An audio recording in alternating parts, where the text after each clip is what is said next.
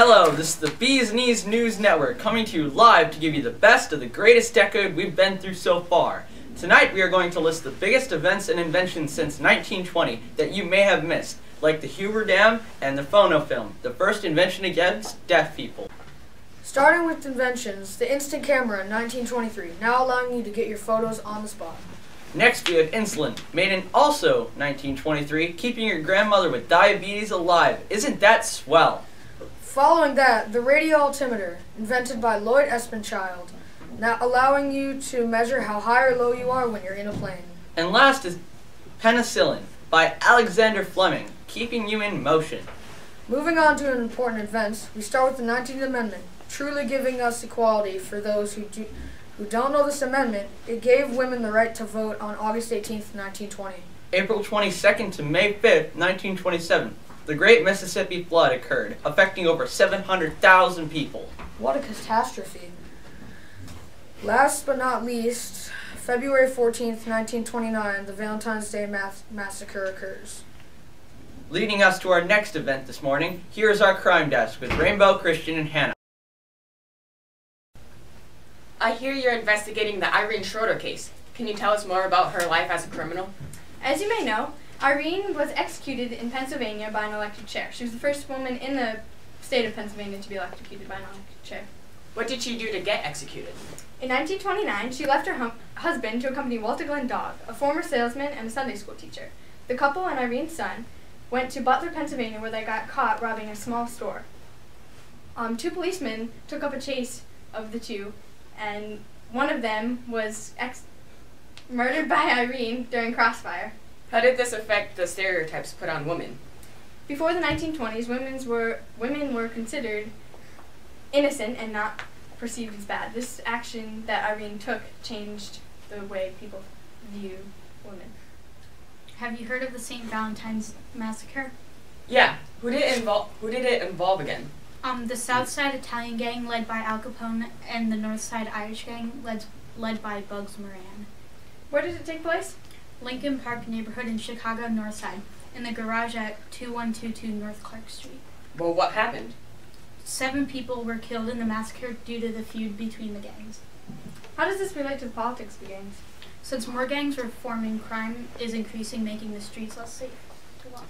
With the increase in crime, is the uproar of the 1920s coming to an end? Another wonderful event of the past decade is the jazz movement, but for that, we'll head over to Andre and Shai.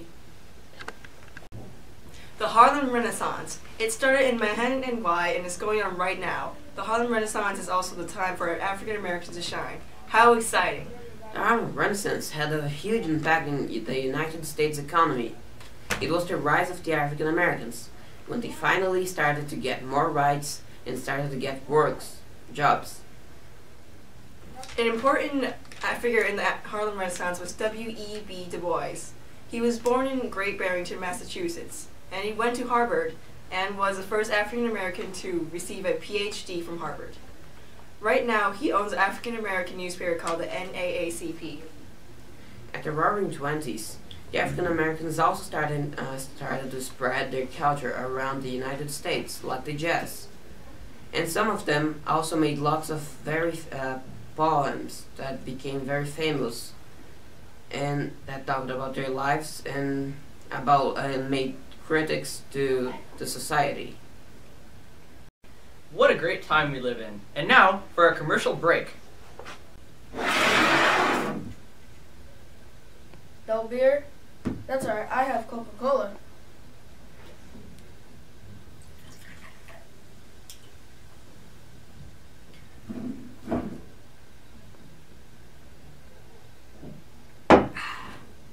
Just because you don't have alcohol doesn't mean you can't have fun.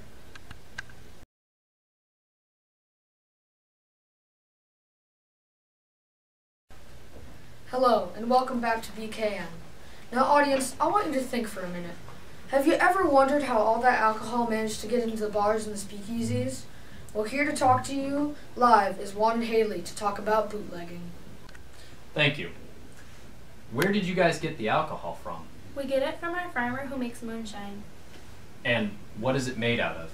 Well, moonshine is made out of barley, corn, water, and yeast. And who drives the car to pick up the moonshine? We take turns, but we have some experts who outran the cops. Do you use regular cars?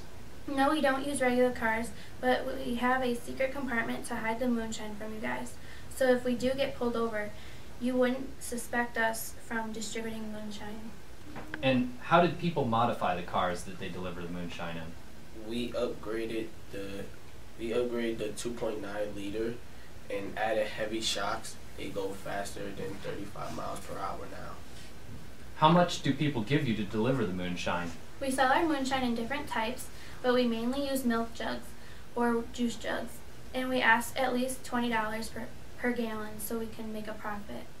Thank you for letting me interview you both, and thank you for answering the questions truthfully. You're welcome. Now with Palmer in his endless quest against communism. Howdy, this here's Palmer of our wonderful network of BKN. This here's Billy Normalson, a nice young gent from Lexington, Nebraska, and this is his neighbor, Mr. Vladimir H. Kamakovsky. Oh, howdy, little boy. Do you want something to read? No thanks, Mr. Kamakovsky. Books ain't exactly hotsy-totsy. But, Billy, I insist. Well, if you insist, what's it called? Oh, this book is called The Communist Manifesto. It's a good book. But, Mr. Kamakovsky, my pa said never to take political texts from strangers. Ah, Billy, don't be a blue nose. All the slick kids are doing it. Well, if you insist, let me look at this. Wait a second. Mr. Kamakovsky, this book's for commies. Ah, no, wait. Mr. Kamakovsky, you're a commie! Wait, Billy, let's check the guide. If he speaks with a strange accent, he might be a commie. If he uses political jargon in his regular speech, he might be a commie. Blah, blah, blah. Class antagonism. Blah, blah, blah. Proletariat. If he criticizes the actions of any good, God-fearing country, he might be a commie. Blah, blah, blah. War crimes. Blah, blah, blah. Conquest. If he objects to having his personal mail, library, or any other container searched, he must be a commie. Sick 'em, Mr. Palmer. Mr. Kamakovsky, why don't you have a seat right here? I ain't a commie, you know. So that's not your Communist Manifesto, is it? No, I'm just holding it for a friend. Will you do the honors, Billy? Yes, sir. And now, to wrap everything up, we'll head over to the culture desk with Riley and Lily.